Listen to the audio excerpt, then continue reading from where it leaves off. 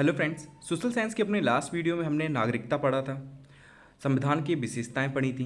हम अपने आज के वीडियो में मौलिक अधिकार के बारे में पढ़ेंगे कि मौलिक अधिकार क्या होते हैं, ये हमने किस देश से लिए हैं, ठीक है, किन अनुच्छेदों में मौलिक अधिकार आते हैं, ये सारी चीज़ें हम आज देखेंगे।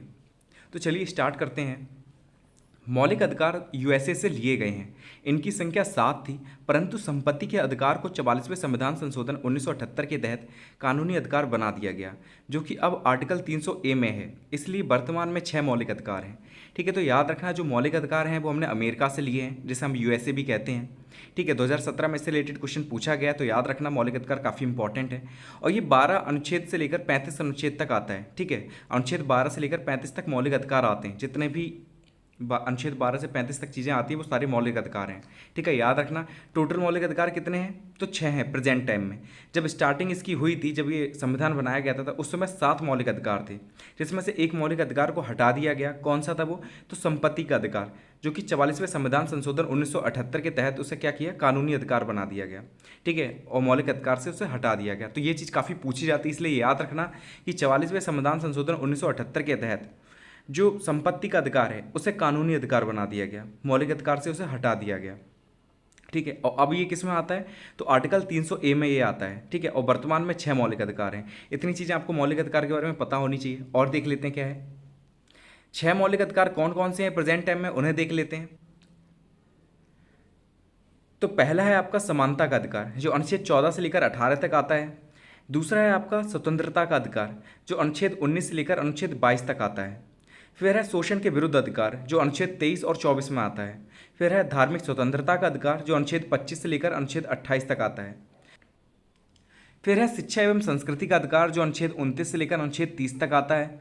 और लास्ट है आपका संवैधानिक उपचारों का अधिकार, जो अनुच्छेद 32 में आता है। ये बहुत ज़्यादा इंपॉर्टेंट है। इन 6 जो मौलिक अधिकार हैं आपको इनके नाम याद होने चाहिए, और ये किस अनुच्छेद से किस अनुच्छेद तक आते हैं ये भी सारी चीज़ें आपको याद होनी चाहिए। कई एग्जाम में पूछी जाती हैं, इसलिए याद रखना कि समानता का अधिकार अनुच्छेद 14 से 18 में देखने को मिलेगा। स्वतंत्रता का अधिकार 19 से 22 में देखने को मिलेगा। शोषण के विरुद्ध अधिकार अनुच्छेद 23 और 24 में देखने को मिलेगा। धार्मिक स्वतंत्रता का अधिकार अनुच्छेद 25 से 28 में देखने को मिलेगा। शिक्षा एवं संस्कृति का अधिकार आपको अनुच्छेद 29 से 30 में देखने को मिलेगा। और संवैधानिक उपचारों का अधिकार अनुच्छेद 32 में देखने को मिलेगा। ठीक है, अब इनके बारे में एक एक करके देख लेते हैं। तो पहला है आपका समानता का अधिकार, या समता का अधिकार भी इसे कहते हैं। ठीक है, ये आता है अनुच्छेद 14 से लेकर 18 तक। अब इसमें देख लेते हैं क्या क्या चीज़ें। तो अनुच्छेद 14 में क्या कहा गया कि विधि के समक्ष समानता का अधिकार। विधि से मतलब होता है कानून। ये कहा गया अनुच्छेद 14 में कि कानून के समक्ष सभी लोग एक, चाहे वो देश का प्रधानमंत्री हो या एक गरीब रिक्शे वाला, ठीक है, दोनों के लिए दोनों ही व्यक्ति कानून के सामने समान है। ठीक है, ये चीज़ याद रखना। नोट में कहा गया कि राष्ट्रपति व राज्यपाल अपवाद हैं, मतलब राष्ट्रपति जो होते हैं देश के और जो राज्यपाल हैं इनको थोड़ी सी छूट दी गई है। ठीक है, तो ये कानून के सामने आप इन्हें समान नहीं रख सकते, क्योंकि इन्हें थोड़ी सी छूट मिली हुई है। लेकिन जो और जितने भी व्यक्ति हैं वो सभी कानून के सामने समान हैं। फिर अनुच्छेद 15 में क्या कहा गया कि मूल, वंश, धर्म, लिंग, जन्म स्थान के आधार पर भेदभाव निषेध। ठीक है, किसी को मूल के स्थान पर, ठीक है, वंश के आधार पर, धर्म के आधार पर, लिंग के आधार पर, जन्म स्थान के आधार पर भेदभाव नहीं किया जाएगा किसी भी व्यक्ति के साथ। ये कहा गया अनुच्छेद 15 में। ये भी समानता की बात हो रही है, ये भी चीज़ याद रखना। अनुच्छेद 16 में कहा गया कि लोक नियोजन के अवसर की समानता। ठीक है, जो जॉब वगैरह होती हैं उनमें अवसर की समानता दी जाएगी। ठीक है, सभी को समान रूप से जॉब्स वगैरह ऑफर की जाएंगी। ठीक है, किसी के साथ भेदभाव नहीं किया जाएगा, ये कहा गया यहाँ पर।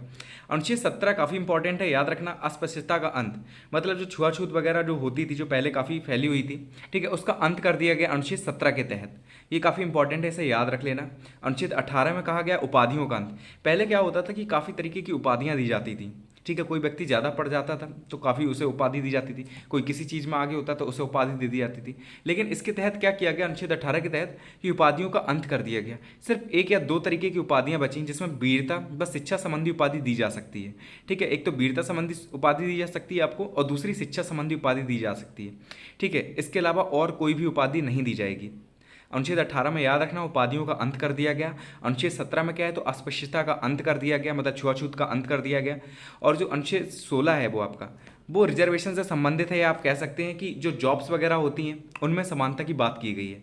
ठीक है, ये चीज़ याद रखना। अनुच्छेद 15 में क्या है कि मूल, वंश, धर्म, लिंग, जन्म स्थान के आधार पर आपसे भेदभाव नहीं किया जाएगा, भेदभाव निषेध कर दिया गया।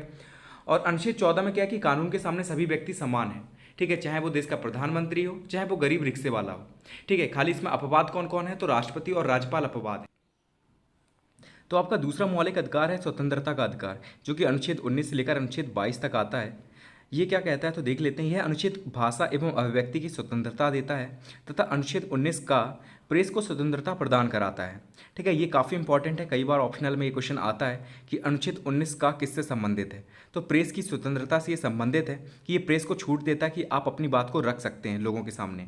ठीक है, और ये किससे संबंधित है 19 अनुच्छेद 19, तो ये अनुच्छेद भाषा एवं अभिव्यक्ति की स्वतंत्रता देता है कि आप लोगों को स्वतंत्रता देता है कि आप अपनी बात को रख सकते हैं। ठीक है, आपको अगर कोई परेशान कर रहा है तो आप अपनी बात रख सकते हैं। ठीक है, आप किसी चीज़ से पीड़ित हो, अपनी बात रख सकते हैं। ठीक है, आप खुलकर अपनी चीज़ों को बोल सकते हैं। ठीक है, चाहे वो भाषा के माध्यम से, चाहे आप बोलकर बता सकते हैं। ठीक है, किसी भी माध्यम से अपनी बात को रख सकते हैं। अनुच्छेद 20 क्या है ये देख लेते हैं।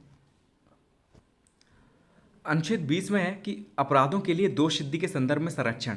ये भी काफ़ी इंपॉर्टेंट है, लोग कंफ्यूज रहते हैं, इसलिए याद रखना इसे, अनुच्छेद 20 को और 22 को। तो इसमें है कि अपराधों के लिए दोष सिद्धि के संदर्भ में संरक्षण, अर्थात कोई भी व्यक्ति तब तक अपराधी नहीं माना जाएगा जब तक न्यायालय उसको अपराधी साबित ना कर दे। इसके अतिरिक्त एक अपराध के लिए एक से अधिक बार सजा नहीं दी जा सकती। ठीक है, तो दो चीज़ें हैं इसमें कि अपराधों के संबंध में, अपराधों के लिए दोष सिद्धि के संदर्भ में संरक्षण, कि आपको तब तक अपराधी नहीं माना जाएगा जब तक आपने खुद अपराध ना किया हो या न्यायालय आपको अपराधी घोषित ना कर दे। दूसरा क्या है कि आपको, अगर आपने एक अपराध किया तो आपको एक ही बार सजा दी जाएगी, आपको बार बार एक अपराध के लिए सजा नहीं दी जा सकती। तो ये अनुच्छेद 20 में कहा गया है। तो अनुच्छेद 21 देख लेते हैं, काफ़ी इंपॉर्टेंट है, कई बार एग्जाम में पूछा जाता है। तो ये है दैहिक स्वतंत्रता एवं जीवन जीने का अधिकार। ठीक है, तो कई बार पूछा जाता है कि जीने का अधिकार किस अनुच्छेद से संबंधित है, तो अनुच्छेद 21 से संबंधित है। ठीक है, कई बार एग्जाम में पूछा जाता है। इसमें बताया गया है कि किसी भी व्यक्ति को उसके जीवन से पृथक करने का अधिकार केवल कानून का होगा। ठीक है, मतलब कोई भी आपको मार नहीं सकता। ठीक है, ये अधिकार सिर्फ कानून को है कि अगर आप कोई गलत कार्य करते हैं और न्यायालय आपको सजा देता है फांसी की या किसी और की, तभी आपको जीवन से अलग किया जा सकता है। वैसे आपको कोई भी आपके जीवन से अलग नहीं कर सकता। अब है अनुच्छेद 21 का। यह अनुच्छेद 86वें संविधान संशोधन 2002 में जोड़ा गया। इसके अनुसार 6 से 14 वर्ष तक के बच्चों को निःशुल्क एवं अनिवार्य शिक्षा प्रदान की जाएगी। ठीक है, तो ये जो अनुच्छेद है 21 का, ये बाद में जोड़ा गया, जो मूल संविधान था उसमें ये नहीं था। ठीक है, इसमें बाद में संशोधन करके इसे जोड़ा गया था मौलिक अधिकारों में। ठीक है, तो याद रखना, ये भी काफ़ी इंपॉर्टेंट है और ये तो कई जगह आप पढ़ेंगे। ठीक है, कई बुक्स में पढ़ेंगे ये चीज़।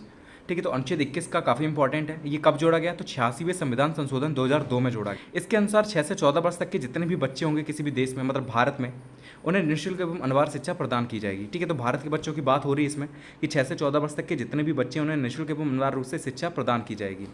तो अनुच्छेद 21 का में इसका वर्णन किया गया है, याद रखना। अब अनुच्छेद 22 देख लेते हैं। तो ये है गिरफ्तारी के संबंध में संरक्षण। तो गिरफ्तारी के संदर्भ में संरक्षण ये है कि अगर आपको गिरफ्तार किया जाता है तो आपको कुछ अधिकार मिल जाते हैं कि आपको एक दिन बाद जो होगा वो जज के सामने पेश किया जाएगा। ठीक है, आपको मारपीट ऐसे नहीं की जा सकती। तो कई चीज़ें होती हैं इसमें। फिर अब इंपॉर्टेंट जो चीज़ है वो देख लेते हैं कि आपातकाल में अनुच्छेद 20-21 को छोड़कर शेष मूल अधिकारों को राष्ट्रपति के आदेश द्वारा अस्थायी रूप से निलंबित किया जा सकता है। ठीक है, अगर किसी देश में आपातकाल लगाया जाता है, अगर भारत में आपातकाल लगाया जाता है, तो अनुच्छेद 20 को और अनुच्छेद 21 को, मतलब जीने का अधिकार जो है 21 में, इनको छोड़कर जितने भी मूल अधिकार हैं वो राष्ट्रपति के एक आदेश द्वारा अस्थायी रूप से निलंबित किए जा सकते हैं, मतलब खत्म किए जा सकते हैं। ये चीज़ याद रखना। तीसरा मौलिक अधिकार है आपका शोषण के विरुद्ध अधिकार, जो अनुच्छेद 23 और 24 में आता है। ठीक है, कि आपके साथ अगर कोई शोषण होता है तो उसके विरुद्ध आपको जो अधिकार मिले उनके बारे में बात की गई है। तो अनुच्छेद 23 में है कि बेगार व मानव व्यापार पर रोक लगा दी गई। अनुच्छेद 23 के तहत क्या किया गया हमने कि जो बेगार थे, जो बेरोजगार अगर हम कह सकते हैं, या मानव व्यापार जो है, जो मानवों का आदान प्रदान किया जाता है, हमने खरीद लेते हैं। ठीक है, कि हमने किसी इंसान को खरीद लिया इतने रुपए में, तो ये सब चीज़ों पर रोक लगा दी गई अनुच्छेद 23 के तहत। और बालात श्रम पर भी रोक लगा दी गई कि आप खरीद कर उनसे काम वाम कराएं, तो इन सब चीज़ों पर रोक लगा दी गई। और अनुच्छेद 24 में कि बाल श्रम पर रोक लगाना। ठीक है, जो भी 14 वर्ष से कम उम्र के जो जितने भी बच्चे हैं, 14 वर्ष या उससे कम उम्र के जितने भी बच्चे हैं, आप उनसे किसी भी कार्य को नहीं करा सकते। ठीक है, जैसे कि रोज़गार के लिए या किसी भी तरीके से कारखानों वगैरह में या किसी भी हानिकारक फैक्ट्रियाँ जो होती हैं उनमें आप काम नहीं करा सकते बच्चों से। इस पर रोक लगा दी गई थी अनुच्छेद 24 के तहत, ये चीज़ याद रखना। ठीक है, तो अनुच्छेद 23 में क्या है कि मानव व्यापार पर रोक लगा दी गई, आप इंसानों को खरीद बेच नहीं सकते। और अनुच्छेद 24 में है कि बाल श्रम पर रोक लगा दी गई कि आप बच्चों से काम नहीं करा सकते। ठीक है, जिनकी उम्र 14 या 14 वर्ष से कम के हैं। अब चौथा आपका मौलिक अधिकार है धार्मिक स्वतंत्रता का अधिकार, जो अनुच्छेद 25 से लेकर 28 तक आता है। इसके बारे में भी देख लेते हैं। अनुच्छेद 25 में है कि अपने धर्म को मानने, उसका आचरण करने एवं प्रचार प्रसार करने का अधिकार। ठीक है, अगर आप किसी धर्म को मानते हैं, मान लिया हिंदू धर्म को मानते हैं, तो आप अपने धर्म को मान सकते हैं, ये आपको अधिकार है। उसका आचरण कर सकते हैं, ठीक है, उसकी जो चीज़ें हैं उन्हें मान सकते हैं, उसका प्रचार प्रसार कर सकते हैं। ठीक है, ये अधिकार आपको दिया गया है। नोट क्या है कि यही अनुच्छेद जो है वो सिक्कों को कृपाण रखने का अधिकार देता है। ठीक है, आपने सिख लोग देखे होंगे, जो सिख लोग होते हैं वो कृपाण को धारण करते हैं, तो यही अधिकार जो है अनुच्छेद 25 ये उन्हें कृपाण धारण करने का अधिकार देता है। ये चीज़ याद रखना, ठीक है, नोट में है। अनुच्छेद 26 में क्या है कि धार्मिक प्रयोजनों हेतु संपत्ति के अर्जन व स्वामित्व का अधिकार। ठीक है, अगर जो धार्मिक कार्य वगैरह होते हैं उनके लिए आप संपत्ति का अर्जन कर सकते हैं, उसके स्वामित्व का अधिकार आपको दिया जाता है। अनुच्छेद 27 में क्या है कि धर्म की अभिव्यक्ति के लिए करों में छूट। ठीक है, अगर आप किसी धर्म को मानते हैं तो उसमें आपको छूट वगैरह दे दी जाती है कर वगैरह में, तो ये भी चीज़ है। अनुच्छेद 28 में क्या है कि राज्य द्वारा पोषित संस्थानों में धार्मिक शिक्षा प्रतिषेध। अनुच्छेद 28 के तहत क्या है कि अगर कोई गवर्नमेंट कॉलेज है तो उसमें आप धार्मिक शिक्षा नहीं दे सकते। ठीक है, इस पर रोक लगा दी गई थी, ये भी चीज़ याद रखने वाली है। अनुच्छेद 28 में कि राज्य द्वारा पोषित कोई भी संस्थान है, ठीक है, जैसे राज्य रुपए दे रहा है या उसे चला रहा है, तो जितने भी संस्थान हैं उनमें धार्मिक शिक्षा को प्रतिषेध कर दिया गया, मतलब बैन कर दिया गया। अब आपका जो पाँचवा मौलिक अधिकार है वो है शिक्षा एवं संस्कृति का अधिकार, जो अनुच्छेद 29 से लेकर 30 तक आता है। अनुच्छेद 29 में क्या है देख लेते हैं, तो अल्पसंख्यक वर्गों को अपनी संस्कृति व भाषा बनाए रखने का अधिकार, मतलब जितने भी अल्पसंख्यक लोग हैं, ठीक है, उनके वर्ग के जितने भी लोग हैं वो अपनी संस्कृति को और भाषा को बनाए रखने का उन्हें अधिकार है।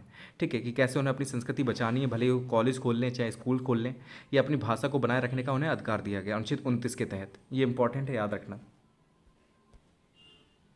अनुच्छेद 30 में है कि अल्पसंख्यक वर्गों को शैक्षणिक संस्थान स्थापित करने का अधिकार व उनके संचालन का अधिकार है, कि जितने भी अल्पसंख्यक वर्ग हैं वो क्या कर सकते हैं, तो अपनी शैक्षणिक संस्थान को चला सकते हैं। ठीक है, स्थापित कर सकते हैं, खोल सकते हैं कोई नया कॉलेज वगैरह स्कूल वगैरह। ठीक है, और उनके संचालन का अधिकार उन्हें मिलेगा। ठीक है, ये कहा गया अनुच्छेद 30 में।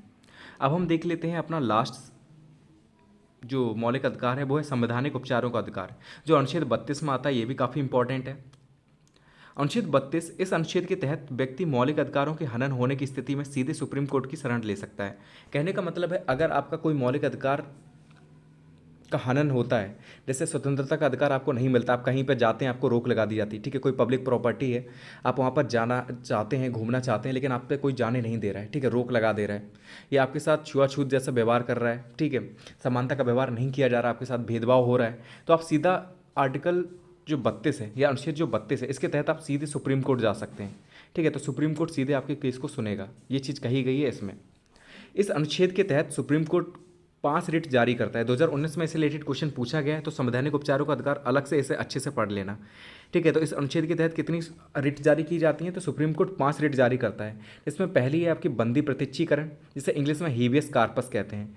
दूसरा है परमादेश, जिसे मैंडमस कहते हैं। तीसरा है अधिकार पेक्षा, जिसे क्वो वारंटो कहते हैं। फिर फोर्थ है आपका प्रतिषेध, जिसे प्रोहिबिशन कहते हैं। फिफ्थ है आपका उत्प्रेषण, जिसे सर्टियोरिटी कहते हैं। ठीक है, याद रखना ये चीज़ें। ठीक है, बंदी प्रत्यक्षीकरण पहला है, दूसरा परमादेश है, अधिकार पेक्षा है, प्रतिषेध है, उत्प्रेषण है। इनके बारे में एक एक नंबर में लिखने में भी आ सकता है कि प्रतिषेध के बारे में लिखिए क्या चीज़ होती है, उत्प्रेषण के बारे में लिखिए क्या चीज़ होती है। ठीक है, तो आपका पहला है बंदी प्रत्यक्षीकरण, जिसे हीबियस कार्पस कहते हैं। इस रिट का शाब्दिक अर्थ है सह शरीर उपस्थित करो। यह रिट तब जारी की जाती है जब किसी व्यक्ति को गैर कानूनी रूप से बंदी बनाया गया हो। इस संदर्भ में न्यायालय व्यक्ति को सह शरीर उपस्थित कराने का निर्देश देता है। ठीक है, तो अगर किसी व्यक्ति को गैर कानूनी रूप से बंदी बनाया जाता है तो जो सुप्रीम कोर्ट होता है यह रिट जारी करता है कि सह शरीर उपस्थित करो उसे, मतलब जो न्यायालय है उसके सामने आपको उपस्थित करना है उसके शरीर के साथ। ठीक है, उसकी पूरी बॉडी के साथ उसे आप उपस्थित करें वहाँ पर। और यह किसे दिया जा सकता है ये निर्देश, तो यह सरकारी एवं गैर सरकारी दोनों विभागों पर ये निर्देश लागू होता है। ठीक है, चाहे वो सरकारी विभाग हो चाहे वो गैर सरकारी विभाग हो, ठीक है, दोनों पर ये रिट लागू होती है, ये चीज़ याद रखना।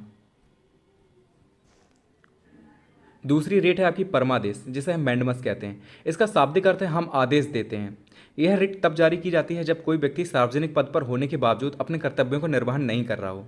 यह रिट सरकार के विरुद्ध भी जारी हो सकती है, राष्ट्रपति व राज्यपाल के विरुद्ध नहीं। ठीक है, इन दोनों को छोड़ दें तो और सभी के विरुद्ध ये जारी हो सकती है। ये रिट किसी भी मंत्री के खिलाफ जारी की जा सकती है अगर वो अपने कर्तव्य को निर्वहन नहीं करता है। ठीक है, उसके जो कार्य हैं उनका निर्वहन नहीं करता है तो। ठीक है, तो न्यायालय चाहे तो उसके खिलाफ ये रिट जारी कर सकता है। अब हमारी जो तीसरी रिट है वो है अधिकार परीक्षा, जिसे क्वो वारंटो कहते हैं। इसका शाब्दिक अर्थ है किस अधिकार से। यह रिट तब जारी की जाती है जब कोई व्यक्ति ऐसे पद को धारण कर लेता है जिस पद के लिए वास्तविकता में वह नियुक्त नहीं है। ठीक है, मतलब किसी और को जॉब दी गई थी लेकिन कोई और व्यक्ति कार्य कर रहा है उस पर, तो उसके खिलाफ ये रिट जारी की जा सकती है, ठीक है, न्यायालय द्वारा। तो ये अधिकार परीक्षा में आ जाता है। फोर्थ रिट है आपकी प्रतिषेध, जिसे प्रोहिबिशन कहते हैं। ये रिट न्यायालयों के विरुद्ध जारी होती है जब कोई न्यायालय अपने अधिकार क्षेत्र से बाहर किसी अन्य केस की सुनवाई कर रहा हो। मान लिया किसी अधिकार क्षेत्र में किसी न्यायालय जो है वो क्या नाम है, कोई केस को लड़ रहा है लेकिन वो उसके अधिकार में नहीं आता, ठीक है, किसी और न्यायालय के अधिकार में आता है लेकिन फिर भी वो लड़ रहा है, तो जो सुप्रीम कोर्ट होगा वो प्रोहिबिशन या आप कह सकते हैं प्रतिषेध रिट जो होती है वो जारी कर सकता है। ठीक है, लेकिन ये तब होगा जब केस चल रहा हो, ठीक है, उस पर निर्णय ना दिया गया हो। ठीक है, केस चल रहा है अभी भी उस कोर्ट में, तो वो क्या करेगा, जो प्रतिषेध रिट होगा वो जारी कर देगा सुप्रीम कोर्ट। और उत्प्रेक्षण जो है आपका फिफ्थ जो रिट है आपकी, इसे सर्टियोटी कहते हैं, यह भी प्रतिषेध के समान ही है, लेकिन उत्प्रेक्षण तब जारी की जाती है जब न्यायालय ने निर्णय सुना दिया हो। मान लिया हाई कोर्ट ने किसी केस पर अपना निर्णय दे दिया, उसके बाद जो सुप्रीम कोर्ट होगा वो प्रतिषेध रिट उत्प्रेक्षण रिट जारी करेगा और उसे अपने अधीन ले लेगा केस को। ठीक है, उत्प्रेक्षण और प्रतिषेध में इतना ही अंतर है कि प्रतिषेध में क्या होता है कि केस चल रहा होगा, उसमें निर्णय नहीं दिया अभी अदालत ने, लेकिन उत्प्रेक्षण में क्या कि निर्णय दे दिया है अदालत ने। ठीक है, उसके बाद अगर उसे अपने अधीन लेना है सुप्रीम कोर्ट को, तब वो उत्प्रेक्षण रिट जारी करेगा। ठीक है, दोनों में अंतर सिंपल सा है, याद कर लेना। ठीक है, ये वीडियो भी यहीं पर कंप्लीट होता है। ठीक है, ये जितने भी टॉपिक हैं काफ़ी इंपॉर्टेंट हैं, सारे ही काफ़ी इंपॉर्टेंट हैं, कई एग्जाम में पूछे जाते हैं संविधान के बारे में, ठीक है, उत्प्रेक्षण के बारे में, तो अच्छे से पढ़ लेना इन चीज़ों को, रेटों को अच्छे से याद कर लेना, इनसे रिलेटेड क्वेश्चन आते रहते हैं। अनुच्छेद 21 का स्वतंत्रता से संबंधित जितने भी अधिकार हैं, समानता से संबंधित हैं, ये सारी चीज़ें आपको याद करनी है। ठीक है, कई एग्जाम में ये पूछी जाती हैं एक एक नंबर में। फिर मिलते हैं नेक्स्ट वीडियो में नेक्स्ट टॉपिक के साथ। Thank you so much for watching this video.